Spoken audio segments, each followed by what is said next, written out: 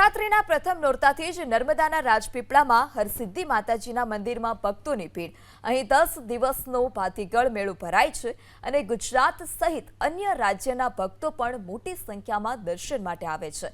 મંદિરમાં સામાન્ય રીતે 2 ટાઈમ આરતી થાય છે, પરંતુ નવરાત્રિમાં 3 ટાઈમ આરતી કરવામાં આવે છે, જેનો સમય સવારે 10 વાગે, સાંજે 7 વાગે અને વિશેષ આરતી રાત્રે 12 વાગે કરવામાં આવે છે। આ મંદિર 450 વર્ષ જૂનું મંદિર છે।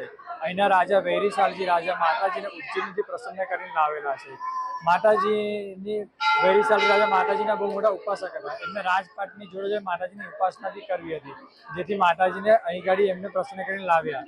તો માતાજી અહીં લાવવા માટે એક શરત મૂકી કે એક શરત તમારી સાથે આવો, તો તમે જ્યાં પણ જાઓ ત્યાં આગળ મારું પાછું ફરીને જો ત્યાં આગળ મારું સ્થાનક બનાવવું પડશે। તે શરતને એ મંજૂર કરીને રાજા જોડે અહીં ગાડી આવવા માટે રેડી થયા।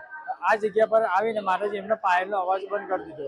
રાજાની ઈચ્છા હતી કે માતાજીને દરબારમાં ઉપાસના કરું, પણ માતાજી દરબારમાં જતા તો ભાઈ ભક્તો માટે ત્યાં આગળ જવું અનુકૂળ ના હોય, કે દરાજ દરબારમાં દરેક વ્યક્તિની અનુમતિ હોતી નહીં જવાની, જેથી જાહેર જગ્યા પર માતાજીનું સ્થાનક બનાવવામાં આવ્યું।